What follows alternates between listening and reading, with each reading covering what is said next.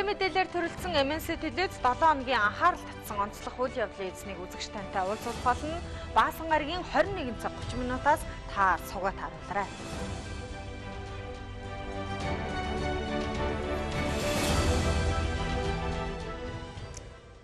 Студид тавтан морил үзэгчтэй MNC телевиз 7 хоногийн онцлог хүн ярилцлага хүргэхэд та бүхэндээ бэлэн болоод байна. За тэгэхээр өнөөдөр бид нар нэвтрүүлгийнхаа эхэнд энэ 7 хоногийн өдөр бүр онцлог хүн хэн байсан бэ гэдэг товчхон мэдээллийг та бүхэндээ хүргэхээр бэлтгэсэн байгаа юм. За тэгэхээр 9-р сарын 26-ны даваа гарагт Хүнс үдэ аж ахуй хөнгөн үйлдвэрийн сайд Сэргэлэн Дархуул аймагт томилтоор ажилласан байгаа. За энэ үеэрээ тариаланчтай уулзаж 1 тонн улаан буудаг тооныг нь 560 мянган төгрөгөөр худалдаж авна гэдгээ мэдгдсэн юм а.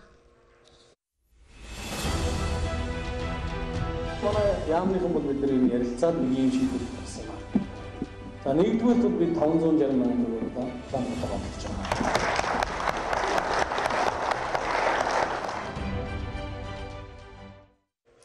За тариал эрхлэлтийг дэмжих санд Улаанбаатараа худалдсан тариаланчдын мөнгийг нэг дор өгөх боломж байхгүй байгаа. За эхлээд 40%-ийг нь дараа нь 30-30%-аар нь өгнө гэдэг ийм зүйлийг ч бас сайд тариаланчтай уулзах үеэрээ мэдгдсэн. За тариаланчд бол эдийн засгийн хүндрэлтэй энэ үед төр засгаач гэсэн дэмжиж боломжийн байдлаар хамтран ажиллана гэдгээ мэдгдсэн байгаамаа.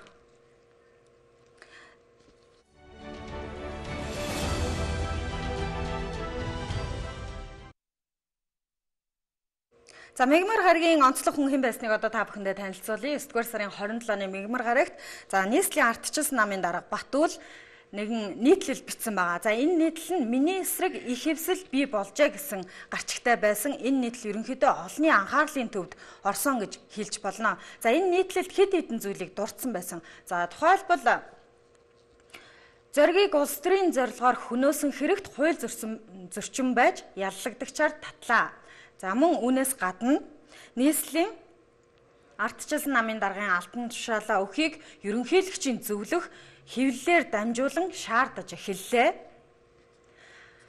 За ерөнхий сайд байсан алтан хуйг улсын хурал дахь ардчилсан намын бүлгийн хуралдааны бичлэгийг дүрс гардаг бүхнээр тарааж намаа сонгуульд ялагдуулсан гол буруутан болохыг илчиллээ. За нийслэлийн засаг даргын багаас гэр хорооллын дахин төлөвлөлтийг завхруулсан болохыг зарлалаа. Элбэгдэрж алтан хуйг ардын нам миний эсрэг эвсжээ гэж одоо өөрийнхөө бичсэн нийтлэлд бол онцолсон байсан юм а. Энэ бүхэн нь бол яалтчгүй олонний анхаарлын төвд орж нийгэмд шууган тарьсан гэж хэлж болно. За харин энэ одоо их хэвсэл өөрийнх нь эсрэг нэгдсэн байна гэсэн утгатай нийтлэлийг уншсан хүмүүс ямар байр суурь илэрхийлж ирсэн бэ гэдгийг одоо та бүхэндээ товчлон хүргэе.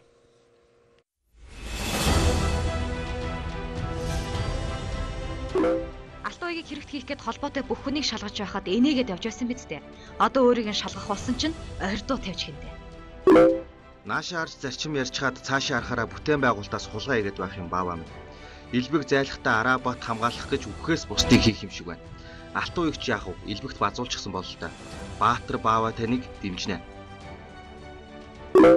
Албан тасалгааны цонхоор амьдрал харсаар байгаад өөртөө шүүмжлэл өгөхөө болчихож. Зөвхөн өөрийн зөв гэдэг болчихож тэ хөөрхий. Батүл Баатар минь гоншигноод байлгүй сонгуулаа сайн өдөрт. Нийслэлийн намын дарга битгийг дахиад нийслэлд гар их ажил хий. Ерөнхийлөгчийн сонгуульд чамайг ялах хүн байхгүй учраас бүгд чиний эсрэг эвсэж чадахгүй дээ. Ард түмэн чамайг дэмжин бүү зоригтой бай. За энэхүү нийслэлийн ардчилсан намын дарга Батүлийн бичсэн нийтлэл олонний анхаарлын төвд орж ирсэн юм а. Харин 9-р сарын 28 буюу лав гарагт бид онцлог хүнээр Монгол Улсын ерөнхийлөгч Захаагийн Элбэг дөржиг онцолж байна. За түүний хувьд Нэгдсэн үндэсний байгууллагын ерөнхий ассамблеийн 71-р чуулганы хүрээнд Монгол Улсын ерөнхийлөгч Пенсильвани их сургууль зочилсан байгаа. Тэрээр тус сургуулийн профессор багш за мөн хувийн хвшлийн төлөөлөлтөд уулзах үеэрээ монголчуудын эрх чөлөөг эрхэмлэх сэтгэл агуу гэж мэдгдсэн байгаамаа. За өөрөөр хэлэх юм бол монголчууд яагаад ардчлалыг сонгосон юм бэ гэж та бүхэн асууж болно. Хүний эрхээр жаргахаар өөрийн эрхээр зов гэж монголчууд ярьдаг юм а. Тэгэхээр ардчлал нь хүний эрх чөлөөтэй байх хүсэлд тулгуурласан. Ийм учраас бид ардчлалыг сонгосон юм а гэж тухайн үед одоо төлөөлөлтөд уулзах үеэрээ онцолж хэлсэн үгийг бид энд ишлэл болгон та бүхэндээ үзүүлж байна. За харин дараагийн онцлог хүн бол 9-р сарын 29 буюу Пүрэв гараг байгаа. За Пүрэв гарагт Барилга хот байгуулалтын сайд мөнхөөр ипотекийн зээлд хамрагдах хэмжээг 100 м2 болголоо гэсэн мэдээллийг хийсэн нь олон залуу гэр бүлд байртай болох боломжийг олгосон бас таатай мэдээллүүдийн нэг байж чадсан юм а. Мөнгө бол чухал биш. Ер нь бол хүмүүсийн хэрэгцээ шаардлаганд нийцсэн энэ ажил бол өргөжлөхөн зүйтэй гэж үзээд 80 м2 байсныг бол 100 хүртэл болгож өргөжүүлж байна. Эхнээ хэлж байна. За ингээд үзэгчдээ би та бүхэндээ өнгөрсөн 4 хоногийн онцлог зочин хэн байсан бэ, онцлог хүн хэн байсан бэ гэдэг талаарх мэдээллийг тавьчихандаа хүргэлээ. Тэгэхээр энэ бүх хүмүүсээс онцлоод бид өнөөдөр 7 хоногийн онцлог хүн нэвтрүүлэгтээ уг нь бол хүн сүдэ аж ахуй хөнгөн үйлдвэрийн сайд сэргэлэн өрсөн байгаа. Гэвч сэргэлэн сайд хүндэтгэх шалтгаантай байсан учраас өнөөдөр манай студид ирж чадсангүй. Харин түүний оронд тариалан эрхлэлтийг дэмжих сангийн ерөнхий менежер болорчл ирсэн байна. Баярлалаа танд. За баярлалаа. За тэгэхээр урах зураалт өнөөдрийн байдлаар хичнээн хувьтай явна вэ? Энэ талаарх мэдээлэлээр хоёулаа ярилцлага эхлэе. За тэгэхээр өнөөдөр телевиз үзэж байгаа энэ бүх үзэгчдэд энэ өдрийн энэ үдшийн мэнийг дэвшүүлье. За өнөөдөр улсын хэмжээнд урах зураалт бол үр тарианы урах зураалт 50 гаруй хувьтай. За төмөсний урах зураалт бол нэг 75 хувьтай, хүнсний нөгөө 69 хувьтай явагдаж байна. За сүүлийн хэдэн өдрүүдэд бас цаг агаарын байдал тааламжтай учраас хураалт бас нэлээдгүй эрчимтэй явагдаж байна. Энэ сүүлийн 5-6 өдрүүд бол нэлээдгүй эрчимтэй явагдаж байна. Та бүхэн бас саяхан хэдэн тариалангийн гол бүсүүдээр ажиллаад ирлээ гэж сонссон. Аль аймагуудаар яв? Тэгэхээр өнгөрсөн хагас өдөр бас хүн сүлж хөнгөн үйлдвэрийн сайд дархан хотод тариаламжтын төлөөлөлтөд уулзсан байгаа. За үүний дараа бид бас яамны тариалалтыг дэмжих сангийн төлөөлөгчд миний бие оролцсон ийм ажлын хэсэг Сэлэнгэ аймгийн Хүдэр, Ёроо, за Хушаат, Цагаануур, Булган аймгийн Сэлэнг, Орхон аймгийн Жаргалан сум гэдэг ингээд ерөнхийдөө газар тариалангийн төвийн бүс нутгуудын томоохон энэ сумдуудаар 6 хоног ажиллаад өнгөрсөн өнөөдөр бол ирсэн байж байгаа. Ер нь энэ жил буудааны чанар цавуулаг ямар байх юм бэ? Эндээс шалтгаалж бид нэр хэр сайн чанартай гурил идэх вэ гэдэг чинь шалтгаална шүү дээ. Тэгэхээр энэ жилийн тухайд бол ерөнхийдөө цавуулгын хэмжээ буудааны чанар бол харьцангуй сайн байж байгаа. За ер нь бол манай тариаламжид сүүлийн үед ерөнхийдөө бас технологи зөв барьдаг болсон. За үүний зэрэгцээ бас урмлаа магалийн бодисын зохистой хэрэглэж хөвшсөн байж байгаа. За өнгөрсөн жилийн хаврын тариалтад бас хүсвэд аж ахуй яамнаас Японы буцалтгууд тусламжийн К1 төслийн хүрээнд хуримтлагдсан байсан хөрөнгөөр Японы засгийн газартаа зөвшөлдсөний үндсэн дээр бас нэлээдгүй хэмжээний бордоог бол хаврын тариалтад зориулж хэрэгэлсэн байгаа. За энэ бордоож бас ерөнхийдөө тодорхой хэмжээгээр үр дүнгээ өгсөн. За үүнтэй холбоотойгоор энэ намрын ургацын чанар ерөнхийдөө буудааны чанар цавуулгын хэмжээ бол за гурилын үйлдвэрүүдэд тэнцвүүц хэмжээний болох юм бол Монгол улсын стандарт байгаа хүнсний улаан буудаан. Энэ стандартын шаардлагыг хангах хэмжээнд байна. Тийм учраас манай гурилын үйлдвэрүүд бол энэ намрын ургацаас авж байгаа буудаа, тариалан эрхлэлийг дэмжих санд тушаагч байгаа буудаан дээр бол чанарын асуудлууд төдийлөн ярихдаггүй байгаа. Та сая дэлгэцэнд гарсан мэдээлэлээс анзаарсан бах хүн сүдэж хөнгөн үйлдвэрийн сайд сэргэлэн бол энэ жил сайн чанарын улаан буудааг 560 мянган төгрөгөөр худалдаж авна гэдгээ мэдэгдчихсэн шүү дээ. Тэгэхээр энэ ер нь хэр бодиттой тоо юм болоо? Энэ их хэмжээний мөнгийг өгөх эдийн засаг мөнгө санхүү манай улсад байна уу? Тэгэхээр ерөнхийдөө хүн сүдэж яам мөнгөтөөдөө энэ улаан буудааг худалдаж авъя гэсэн ийм мэдээллийг бол хийгээгүй. За үнийн хувьд ч гэсэн бол өнгөрсөн жил бид улсын хэмжээнд гурилын үйлдвэрүүд тариалан эрхлэлийг дэмжих сан бол хүнсний улаан буудааг нэг тонныг 550-аас 570 мянган төгрөгийн хооронд худалдаж авч ирсэн. За үүний өвдөд гэх юм бол өнгөрсөн жилүүдийн судалгаа байгаа. Дээрээс нь буудаан өөрийн өртөг гэж байдаг. Тэгэхээр энэ өртгөн дээр тулгуурлаж энэ худалдаж авах үнийг бол тооцоо судалгаа энэ гаргаж ирж энэ үнийг бол зарласан байж байгаа. Гэхдээ ерөнхийдөө бол ихний байдлаар яамны зүгээс их юм бол жил болгон тариаламжтад дэмжлэг үзүүлдэг. За тодорхой хэмжээний 5-аас 6 төрлийн дэмжлэг буюу жилдээ нэг 15-аас 20 орчим тэрбум төгрөгийн дэмжлэгийг тариаламжид үзүүлээд за үзүүлсэн дэмжлэгээ тодорхой хэмжээний урьдчилгаа төлбөртөөр үзүүлдэг. За үлдэгдэл төлбөрийг нь бол намрын ургацаас буудаа хэлбэрээр иргэн төвлөрүүлж ингэж нөөц бүрдүүлдэг байж байгаа. Тэгэхээр өнгөрсөн та бүхэн мэдж байгаа 2015 онд бол одоо газар тариалангийн төвийн бүс нутгуудаар гантай байсны улмаас одоо усын хэмжээнд ургацсынхаа 50% орчим хувийг бол алдсан. Үүнтэй холбоотойгоор тариаланчдын санхүүгийн байдал бас хүндрэлтэй болсон. Тэгэхээр энэ жилийн тухайд гэх юм бол бид бас энэ буудаан өөрийн өртгийг тооцож үзээд за мэргэжлийн баг энэ дээр ажилласан байж байгаа. За эрдэмтэд ажилласан. За өөрийн өртгийг тэгээд өнгөрсөн жилийн авч ирсэн үнэтэй харьцуулаад энэ үнийг бол гаргасан байгаа.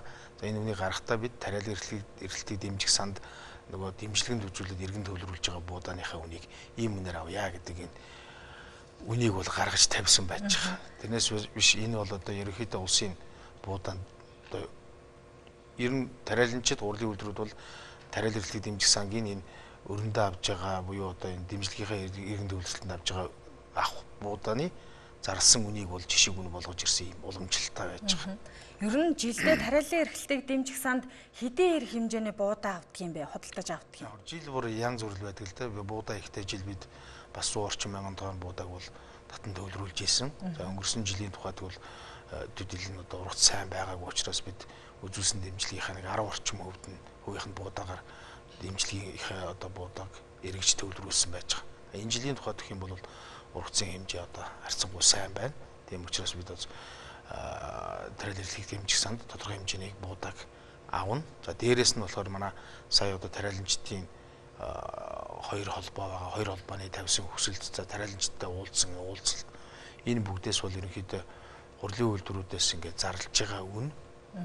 Төдийлөн одоо тариаланчдын үйлдвэрлэж байгаа буудааны өөрийн өртгөөс доогуур тусаад байна гэдэг ийм санал хүсэлтийг бол тавьсан байгаа. Тэгэхээр бид төр буюу хүсэлтэж байгаа мөнгөтэй энийг худалдаж байгаа ах биш. Өнгөрсөн жил санхүүгийн байдал тариаланчдын хүнд байсан. Энэ жилийн тухайд бол бас ингээд буудаа сайн жил бас борлуулалт одоо хийхэд төвөгтэй байгаа учраас бас тодорхой хэмжээний худалдаа авалтыг бол тариалан эрхлэлтийг дэмжих сан дээр зохион байгуулъя гэдэг энэ үүднээс бол энэ нэг олон нийтэд зарласан байж байгаа. 560 мянга гэдэг бол зарим хүмүүст их том санагдаж ойлгогдож байгаа л да. Тэгэхээр яг тариаланчдын өртөг гэхээр ер нь хэдийн хэмжээний мөнгө гардаг юм болоо? Тийм тэгэхээр тариаланчдын буудаан өртөг бол харилцан адилгүй гарч байгаа. Тэгэхээр хэдийн хэмжээний хөрөнгө оруулалтыг тухайн аж ахуй нэгж хийсэн, ямар техник, технологи хэрэгжилж байна. За ямар үрээр тариалж ийн гэдгээс хамаарат энэ буудаан өөрийн өртөг бол янз бүр гарч байгаа. Гэхдээ энэ жилийн тухайд бас энэ судалгааны баг ажиллахад бол ерөнхийдөө нэг 390-ээс 400 орчим мянган төгрөнд бол буудаан өртөг гарсан байж байгаа. Үлдсэн нь одоо ер нь хөдөлмөрийг нь үнэлж байгаа гэж ойлгож байна. Ерөнхийдөө энэ үлдэж байгаа нь бол хэдийн хэмжээний ашиг биш. Тариаланчд бол ерөнхийдөө 2 жил хөдөлмөрлөж тухайлбал энэ жил бол дараа жил тариалах талбайгаа урагшаа бэлдээд дараа жил нургацаа тариалаад энэ 2 жилийн одоо хөдөлмөрийн үр дүн байдаг учраас энэ 2 жилдээ нэг удаа ашиг үзэж байгаа л гэсэн хэлбэр. Гэхдээ энэ бол одоо юу гэдэг 560-аас 400 хасаад ингээд 164-ний ашигтай гэж шууд ойлголт биш. Энэ дээр бас өөр бусад зардал байж байгаа. Яг энэ буудааны үнийг худалдаж авах үнийг тогтоох үед гурил үйлдвэрлэгчид бас ямар саналтай байсан юм бол аль алийнх нь саналыг одоо дундчилж авч үтсэн үзүүлэлт болов гэж ойлгоод байгаа. Тийм. Тэгэхээр хүнс хүлээж байгаа хөнгөлдөрийн сайд энэ буудаан борлуулалт эхэлсэнтэй холбогдуулан ерөнхийдөө тариаланчдын төлөөллийг 3 удаа авч уулзсан байгаа. За үүний зэрэгцээ гурилын үйлдвэрийн төлөөлөгчдийг, гурилын үйлдвэрчдийн холбооны төлөөлөгчдийг бас 2 удаа авч яамдаар уулзсан. Энэ бүгдийг одоо нээлттэй харилцан гурилын үйлдвэрүүд бас өөрсдийнх нь одоо гурилын өөрийн өртөг гэж байгаа. Энэтэй холбоотойгоор энэ зардал тооцоонуудыг бол хоорондоо ярилцж байгаа. Ерөнхийдөө энэ үнийг бол иймэрхүү үнээр гарах нь бол зохистой юм байна гэдэг ийм шийдэлд хүрсэн байж байгаа. Ер нь энэ жилчудаас гурилын үйлдвэрүүдэд ялангуяа яамны зүгээс бол бас нэлээд дэмжиж байгаа юм байлээ шүү дээ. Эдийн засгийн талаас татаас өгч байдаг юм ингээд олон талын л дэмжлэг үзүүлж байгаа юм байлээ. Яагаад одоо ийм дэмжлэг үзүүлж байгаа юм бэ? Өмнө нь ч одоо бас үн тогтворжуулах хөтөлбөрт гурил үйлдвэрлэгчид бол хамрагдчихсэн шүү дээ гэдэг байдлаас хандах хүмүүс байна. Тийм. Ерөнхийдөө бас урдлын жилүүдэд ийм арга хэмжээ хөтөлбөрүүд бол хэрэгжижсэн л да. Үн тогтворжуулах хөтөлбөргээд Монгол банкны хөнгөлөлтөд зээлээр гурилын үйлдвэрүүдэд тодорхой хэмжээний хөнгөлөлтөд зээлийг олгоод за олгосон зээлээр бол тариаланчдын буудааг худалдаж авахд зориулж энэ дэмжлэгүүдийг олгож исэн. За үүний зэрэгцээ нөгөө талд нь бол ард түмэн бас доктортой хямд гурлыг хэрэглэх ийм үн докторжуулах хөтөлбөрүүд нь тухайлбал буудаа үн 550 төгрөг байхад гурилын үн бол 850 төгрөгөөс хэтрэхгүй байна гэсэн ийм бодлогын гэрээг гурилын үйлдвэртэй хамтарч хэрэгжүүлж ирсэн энэ ч бас амжилттай хэрэгжиж ирсэн байж байгаа.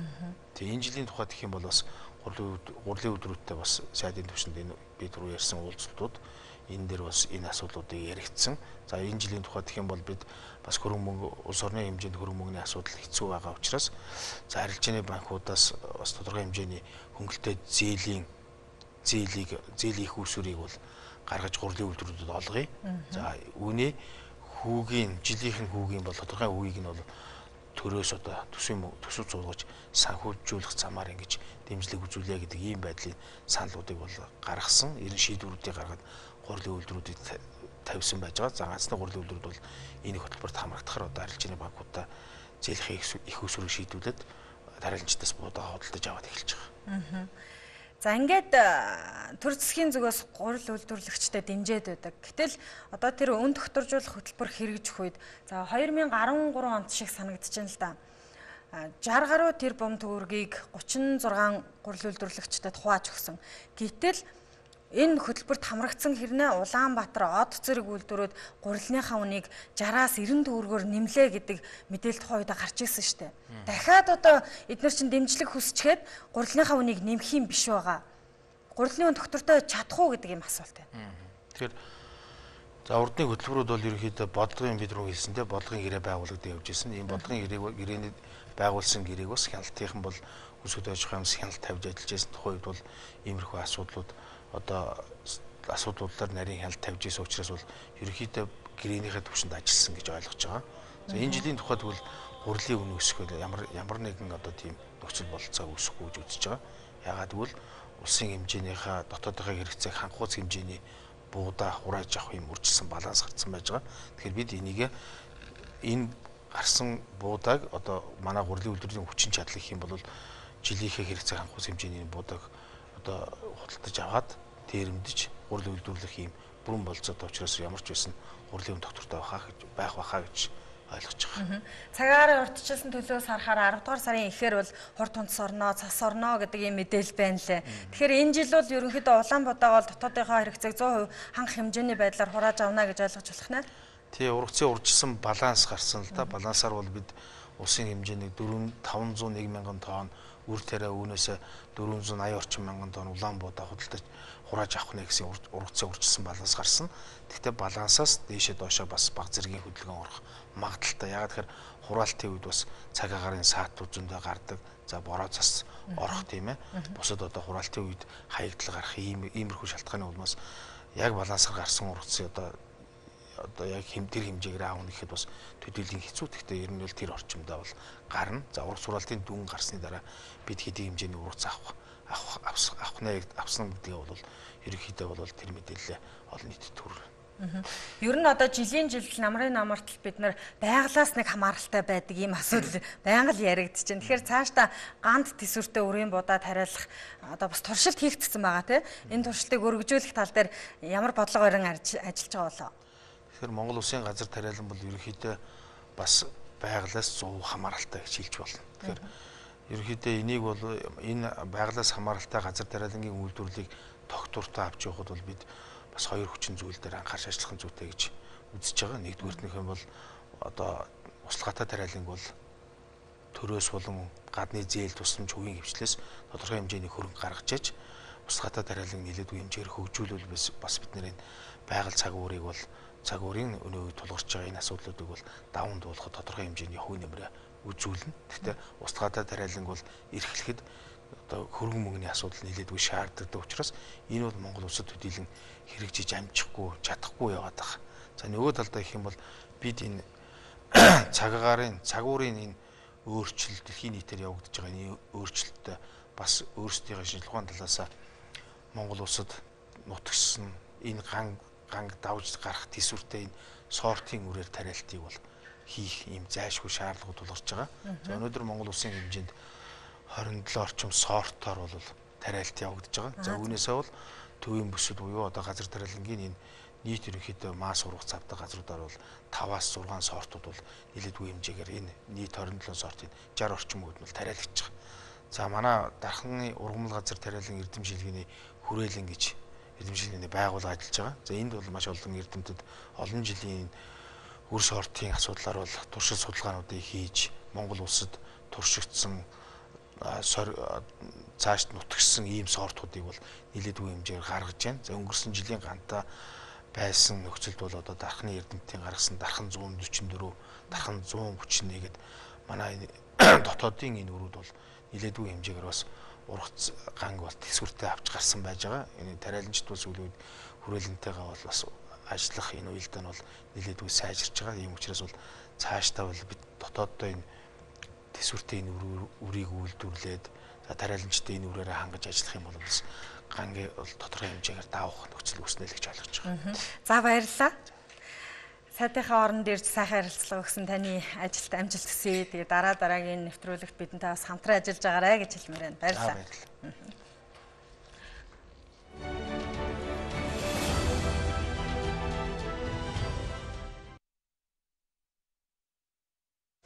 Долооногийн онцлог хүн ярилцлагын нэвтрүүлэгт анхаарлаа хандуулж байгаа үзэгч та бүхэндээ баярлалаа. Тэгэхээр өнөөдөр энэ 7 хоногийн ажлын өдөр дуусч байна. Тэгэхээр эх 7 хоногт та биднийг ямар үйл явдал хүлээж байгаа юм бэ гэдэг талаарх товчхон мэдээллийг та бүхэндээ хүргэхээр бэлтгэсэн байгаа. Та бүхэнд дэлгэцэнд анхаарлаа хандуулна. За эх 7 хоногийн даваа гараг бол 10 дугаар сарын 3-ны өдөр байгаа. Тэгэхээр даваа гарагт улсын хурлын намрын чуулган нээлттэй хийнэ. Тэгээ энэ өдөр улсын хурлын чуулганаар нийтдээ ер нь намрын чуулганы хугацаанд 20 гаруй хуулийн төсөл хийлцэхээр төлөвлөсөн байгаа. За энэ дотроо жишээлбэл зөрчлийн тухай хууль байна, гэр бүлийн хүчирхийлэлтэд тэмцэх тухай хуулийн төсөлд нэмэлт өөрчлөлт оруулахаас эхлээд гол чухал хуулийн төслүүдийг хэлэлцэн. Үүнээс гадна 2017 оны төсвийг батлахаар байгаамаа. За мөн даваа гарагт Азийн орнуудын Оросын холбооны улсад төгсөгчдийн үндэсний холбооны чуулга уулзалт болно. За үүнээс гадна Орос Монголын найрамдлын сар тохиож байгаатай холбогдуулаад Оросын холбооны улсын элчин сайдын яамны зөвлөх Монгол Орос найрамдлын нийгэмлэгийн тэргүүн гүр аригчаа мэдээлэл хийхээр болсон байна. За харин эх 7 хоногийн 2 дахь өдөр буюу даваа гарагт улсын хурлын байнгын хороодод хуралдан тухайлбал байнгын хорооны хуралдаануудаар аж ахуй нэгжийн орлогын албан татврын тухай хуульд нэмэлт өөрчлөлт оруулах тухай хуулийн төслийг хийлцэж шийдвэрлэхээр болсон байна. За энэ мэд анхаарал хандуулах чухал ажлууд, үйл явдлууд эх 7 хоногт өрнөн. Тэгэхээр үзэгч та бүхэн бас онцлог 7 хоногийн онцлог хүн ярилцлагын нэвтрүүлэгтээ хамт байгаараа. Эх 7 хоногийн онцлог хүн хэн байх бол онцлог хүнийг хамтдаа тодруулъя. Анхаарал хандуулсан та бүхэнд баярлалаа.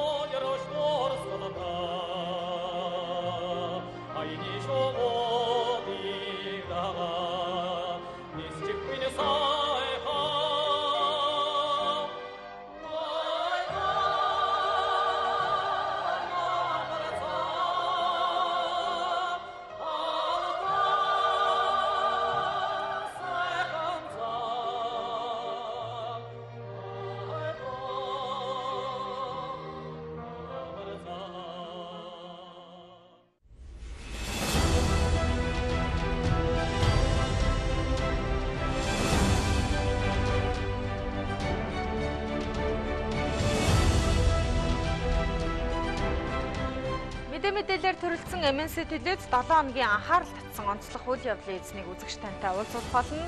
Баасан гарагийн 21 цаг 30 минутаас та сугаад харуулаарай.